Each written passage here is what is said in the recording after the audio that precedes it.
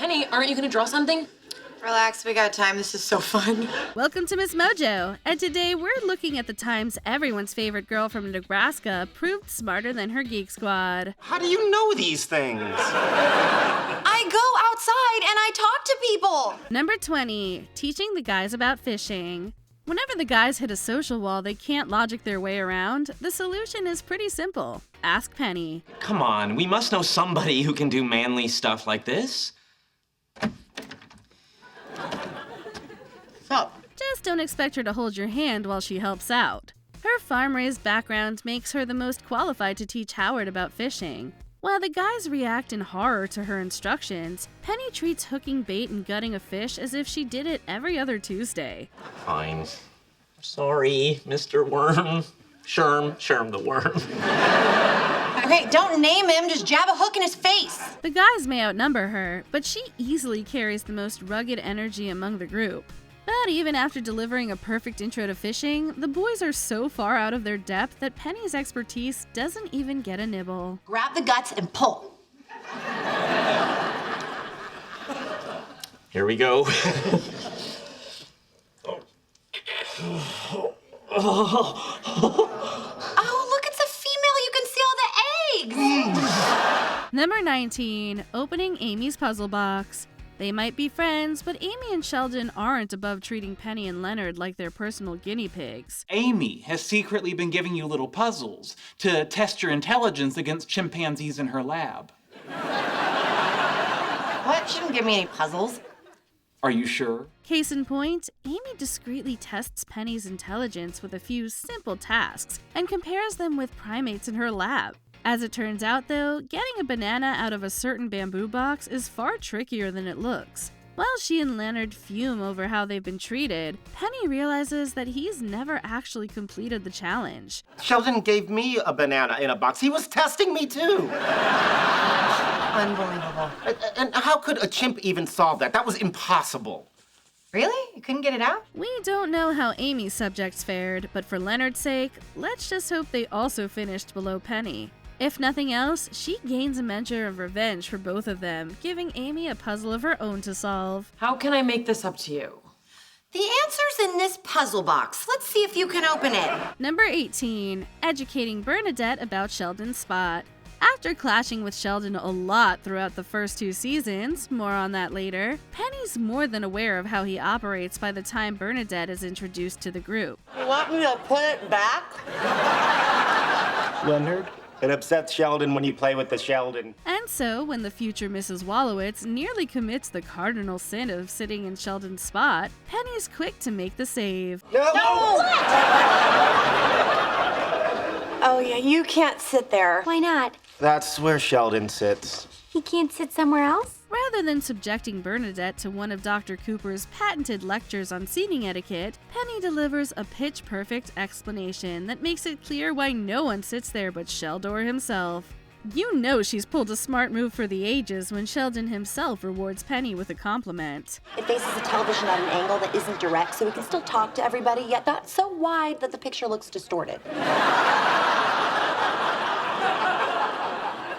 Perhaps there's hope for you after all. Number 17, telling Leonard to let Sheldon go. Given just how much Sheldon relies on Leonard, their dynamic was always a ticking time bomb waiting to explode. Maybe I'll move in with Penny, or maybe she and I'll take this place and you can move across the hall. Oh, wait, move across the hall? Did you take a marijuana? No, I did not. Did you get hit on the head with a coconut? No. Well, then I'm all out of guesses. So when Leonard reveals plans to live with Penny after marriage, Sheldon's fragile sense of belonging is sent into a tailspin. While she's usually the first to sympathize with him, Penny makes the more mature call to let Sheldon figure things out on his own. Might be good for him. You know he can't take a trip like this by himself. He's a grown man. No, he looks like a grown man. You've seen Freaky Friday. Sometimes little kids end up in big person bodies. Despite Leonard's reluctance to leave Sheldon behind, Penny gently reminds him of the importance of letting go. It might seem a bit harsh, but it's the first step that allows both Leonard and Sheldon to grow as individuals, instead of being trapped together for the rest of their lives. Seriously, let him go.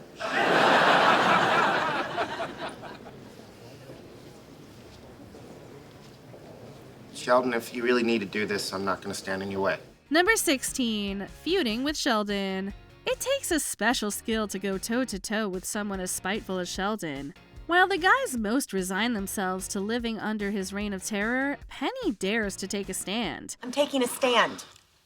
Metaphorically. All right, that's it. Strike 3. Ooh, strike 3. Whether it's denying him service at the Cheesecake Factory or sabotaging his precious laundry night, she proves she can hold her own. Of course, it's also the showdown where she gets the better of him with a savage retort for the ages. Woman, you are playing with forces beyond your ken. Yeah, well, your Ken can kiss my Barbie. Although Sheldon thinks he's won by crossing the line, Leonard's intervention gives Penny the opening to outsmart him for good. By the end, even Sheldon has to concede defeat, an acknowledgement so rare it might be the only time he considers someone his equal. Penny, Yes? well played. Thank you. Just remember, with great power comes great responsibility. Understood. Number 15, discreetly moving Leonard's stuff. It might not seem like much has changed after Penny moves in with Leonard, but that's exactly the point. She's secretly been moving your collectibles into storage a little at a time and you haven't noticed. Are you kidding me? It isn't until Howard points it out that Leonard even realizes that Penny's been swapping his stuff with her own. He may boast an IQ of 173, but Leonard has nothing on Penny's powers of stealth and persuasion. And what's it called when you secretly get rid of all your husband's stuff? What? That is not true. Bernadette told Howard. Howard told me. Plus, I can see all my stuff is gone. Oh, so you believe your friend and your friend's wife in your own eyes over me? Wow. Whether she's countering his and Sheldon's Klingon conversations by speaking ooby-dooby with Amy, or humorously gaslighting him into total confusion, Penny always has something up her sleeve. By the end of the episode, she's effectively transformed their bedroom into her bedroom, forcing Leonard to use her own subtle tactics just to reclaim a little space for himself. No. It's important to me that you have the bedroom you want. Oh, that means so much. I love you. I love you too. Just hiding some stuff in your closet. Don't tell Penny. Number 14, helping Sheldon adjust to change. Leonard may be his best friend and Amy his soulmate, but when it comes to truly understanding Sheldon, no one gets him better than Penny. What's with him? He won a Nobel Prize and his wife looks amazing. Oh, yeah, got it. Overwhelmed by things changing around him, he begins acting out and pushing people away. Thanks to their unexplainably unique brother-sister dynamic, it's up to Penny to reset Sheldon back to fully functioning form. Rather than reason with him head-on, she pulls a clever bit of self-reflection, helping him see that his life has been shaped by constant change. You know, you go on and on about wanting things to stay the same, but you've changed a lot since I met you. Oh, you are a mean drunk. I'm serious. You have a ton of friends. You got married, moved into a new apartment. You wore a baseball hat that one time. As he comes to understand, change is the reason why all of his friends were brought together in the first place. Her words land not just for Sheldon, but for the audience watching from beyond the screen as well. I guess the only thing that actually stays the same is that things are always changing. Number 13, using Sheldon's love of contracts for good. From considering him no more than a treasured acquaintance to constantly taking shots at his profession, Sheldon never misses a chance to put Howard down. Are you saying that his contributions aren't as valuable as yours? No, I am not saying that because I kept saying that this morning and Leonard said stop saying that. The only way to trap him in a paradox is to beat him at his own game, which means using one of his obsessions against another. So when the opportunity arises, Penny is the first to pounce. To keep Sheldon from derailing his new partnership with Howard, she suggests adding a contractual clause forbidding Sheldon from insulting the latter at any point. What I'm saying is you could add a clause to the contract that he can't make fun of Howard. How would you enforce it? Oh, please. Any contract I sign is enforced by my own personal code of ethics. Along with protecting Howard's dignity, Penny's proposal also appeals to Sheldon's love for contracts. By weaponizing Sheldon's own rules against him, she turns a seemingly lose-lose situation into a win for all. Article 3, as it pertains to this project, Dr. Sheldon Cooper promises to abstain from all insulting or disrespectful language directed toward Howard Wolowitz, including but not limited to mockery of engineering, his height, his hair, his wardrobe, and his insane belief that the Ghost Rider movie was, quote, not that bad. Number 12, getting her friend's stuff back. World of Warcraft is not a joke when it comes to Sheldon, especially when he calls the police and the FBI after his account is hacked. They took my battle ostrich! Oh no, not Glenn. Yes, Glenn, only bird I ever loved. But it isn't the law that comes to his aid. It's the one and only Queen Penelope. The game might mean nothing to her, but standing up to a jerk for her friends absolutely does. After the guys are intimidated by the hacker, Penny comes up with a simple yet highly effective idea to hit him head on. Literally in this case. Give my friend his stuff back. I don't know what you're talking about. Well, then good news. Today's the day a girl's finally gonna touch you in your little special place. Violence should never be the solution, but when a wannabe tough guy finally meets his match, we can't complain either. We did it! I said we. Number 11, knowing when her friends are being used. There's no denying that Penny gets special treatment from the guys, but there's also no doubt that she treasures their friendship. Their dynamic is challenged after equally attractive new tenant Alicia begins exploiting the boys. I'm telling you, that girl is a user, skating through life on her looks, taking advantage of innocent, weak-willed men, getting auditions for stupid network shows. It just creams my corn. Although there's a definite hint of jealousy behind her reaction, Penny is also smart enough to see through Alicia's false modesty. Knowing that the boys will continue to be used without even noticing it, Penny faces up to Alicia. They aren't like other guys. They're special. Okay, they're special. And? Let's see, how can I explain this? They don't know how to use their shields. This doesn't exactly go according to plan, much to Howard's delight. Okay, lady, you are way out of line. Oh, I'm out of line? Yeah, you're out of line. Well, what are you gonna do about it? It may have ended in a catfight, but Penny's instincts are proven correct, preventing Alicia from manipulating and potentially destroying her social circle. Number 10, giving Leonard relationship advice. If your partner was still hanging out with their stunning ex, you might feel a little on edge too. But would you ask them to choose between their friendship or your relationship? That's what Priya does, much to Leonard's dismay. I have to wonder if maybe you're not ready to move on. No, I'm ready. I gave up the gift of sight for you. If that's not moving on, what is? You need to cut the cord with Penny. He's initially reluctant and even goes as far as asking Penny to move to avoid bringing it up. But she reads between the lines and she gets it. Can't a fella ask his buddy to relocate? No questions asked? Oh, for God's sake, Leonard, this is about Priya, isn't it? She doesn't want me hanging out with you. Leonard suggests they continue their friendship in secret, but she quickly shoots that idea down. Why don't we just shake hands and part friends? Well, now, hold on. How about this? How about we still hang out, but on the down low? Are you really that kind of guy? No. Penny might not be as book smart as the others, but her street smarts probably saved Leonard's relationship. Well, for now. Number 9, teaching Leonard a lesson. In season 6, Penny decides to go back to school, starting with a history class at a community college. I'm not embarrassed, I just didn't want anyone to know because I haven't told Leonard yet. Why wouldn't you tell Leonard? Because it's me going back to school and he's gonna be all, you can do it and how can I help and I'm so proud of you. At first, she hesitates to tell Leonard because this is something she wants to do for herself, and she knows he'll want to help.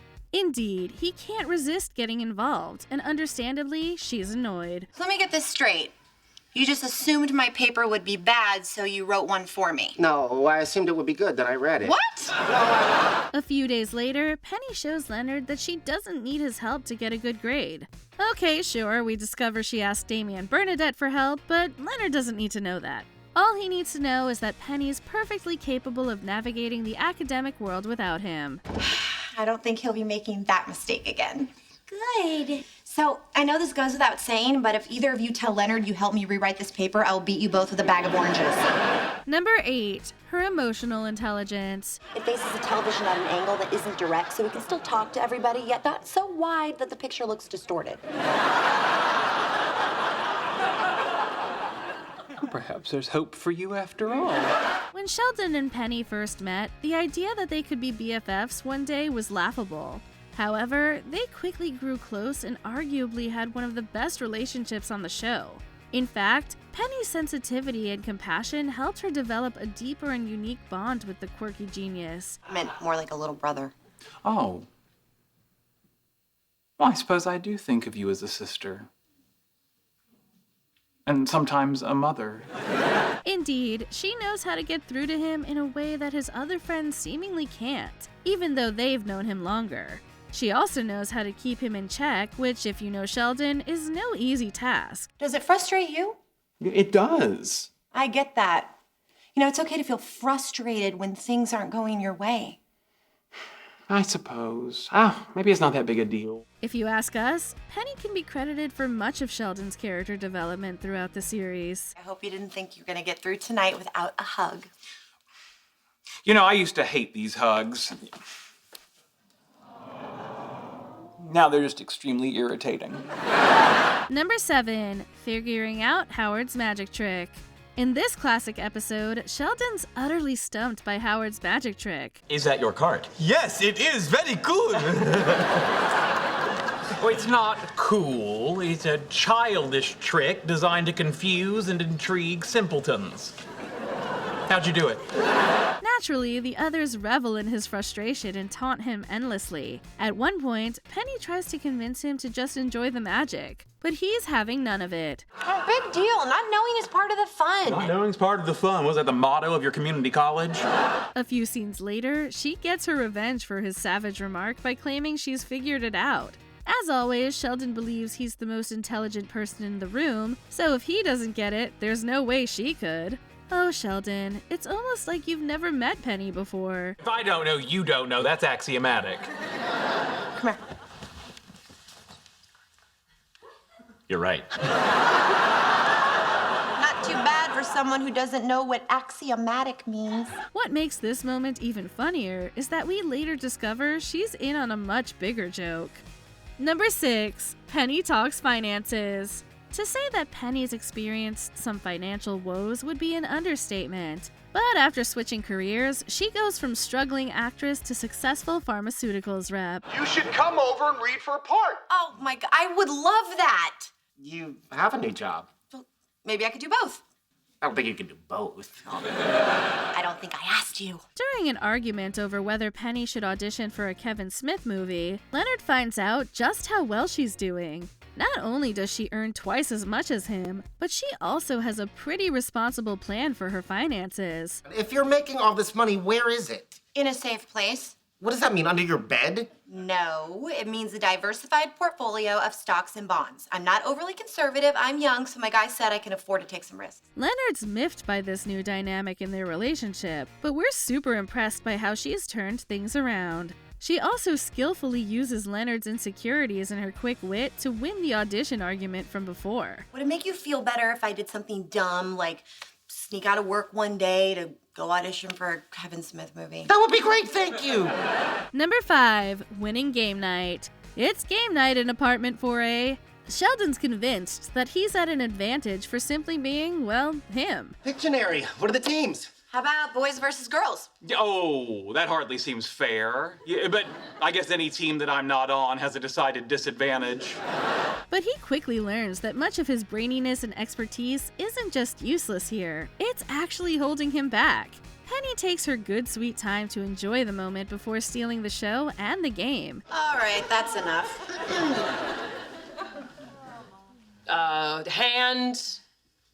Nail polish? Yeah! Hilariously, no matter what activity they tackle, Penny and Amy best the guys at every turn. Would you call someone with that kind of winning streak a liability? You don't think I'm smart enough. You think I'm gonna be a liability, even though I totally just used the word liability correctly in a sentence. Didn't the guys learn anything from games night? They might underestimate her, but we'd want her on our team any day. Wrestle. 1, 2, 3, kick. Number 4, nailing her pharmaceutical career. As we mentioned earlier, Penny gives up acting to pursue a career in pharmaceutical sales. Now, we all remember her initial interview, right? It was pretty abysmal. Well, as a waitress, sales was a big part of my job. I mean, believe me, I convinced a lot of very large customers who should not be eating cheesecake to have more cheesecake. Still, she gets the job, and she's actually pretty good at it. Penny proves that a college degree will only get you so far, and actually, there are many other skills needed to truly excel in the workplace. Or it's because she's the best damn salesperson here. Because I am. Now that we're clear on that, here are the drug specs and marketing strategy for Inflaminex. Which, now that I say it out loud, might be a placeholder. Is it any wonder Bernadette chooses her as a team leader? Or that another company tries to poach her? Penny has possibly the most considerable career detour of any character on the show, and the way she handles it is truly admirable. Because I promise you I'm not gonna let her go without a fight. You do not want that. She's a biter. But just think about it. You know, I don't have to. Thanks, but I'm happy where I am. Number 3, teaching the guys pop culture. After a physics bowl tournament comes between friends, Penny decides to put the guys' intellect to the ultimate test. But, you know, none of that physics stuff. Marcia, Jan, and Cindy were the 3 daughters in what TV family? The Brady Bunch. Instead, she quizzes them on popular culture and, well, sure, Penny might not know Newton's law from Hubble's law, but at least she knows the Brady Bunch and who sang Oops, I Did It Again. And we don't know about your circles, but the latter two are more likely to come up in ours. All right, singer who sang Oops, I Did It Again?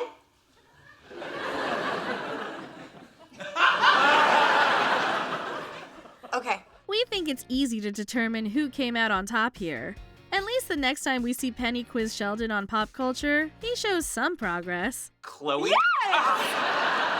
I remember because if it looks like Kim, it's Kim. If it looks kind of like Kim, it's Courtney. If it looks nothing like Kim, it's Chloe. Number 2, checkmate, Leonard. Some might call it beginner's luck, but watching Penny kick Leonard's butt at chess was truly remarkable. So, if I move my horsey here, isn't that checkmate and I win? As far as we know, this is her first time playing, and she hasn't even mastered the names of all the pieces. Yet she moves her horsey and wins the game. Your king is trapped. He can't go here because of my lighthouse. And he can't go here because of my pointy head guy. Sure, it's possible that Leonard's just a really good teacher, but we prefer to think that this proves that intelligence comes in many forms and that everyone has different strengths that help them excel. Penny's highly observant, intuitive, and learns impressively fast. It also shows that she doesn't get nearly enough credit for her intellect. If I were you, I'd be worried that a girl who's never played chess in her life just kicked your ass. Before we continue, be sure to subscribe to our channel and ring the bell to get notified about our latest videos. You have the option to be notified for occasional videos or all of them. If you're on your phone, make sure you go into your settings and switch on notifications. Number 1, inspiring Sheldon's string theory breakthrough. Penny didn't always show much interest in the guys' careers, but by the last 2 seasons, she was talking Sheldon through string theory and discovering comets. You see something? Told ya! What is it? I don't know. Maybe it's a comet. In the solo oscillation, she became a soundboard for Sheldon after he hits a professional wall. She helps him rediscover his love for string theory and even learns a little something too. So it's sort of like a guitar string, but instead of making an actual sound, each vibration is a different particle. Precisely. And when you express it in 11 dimensions, Einstein's relativity equations pop out. Does that sound like a coincidence? It does not. Eventually, she offers him a fresh perspective that completely alters his approach to the subject. Sure, others have been stumped for decades, but Penny has a significant breakthrough in just one night. We get around that by considering them as sheets. You know, topologically speaking, that has a lot of interesting possibilities. See? How long did that take me? Like a minute? Watching Leonard and Amy's faces when she shares the news is priceless. Where's her Nobel Prize? Turns out the answer's knots. That's cute, but you can't have knots in more than 4 dimensions. You can if you consider them sheets. Good night.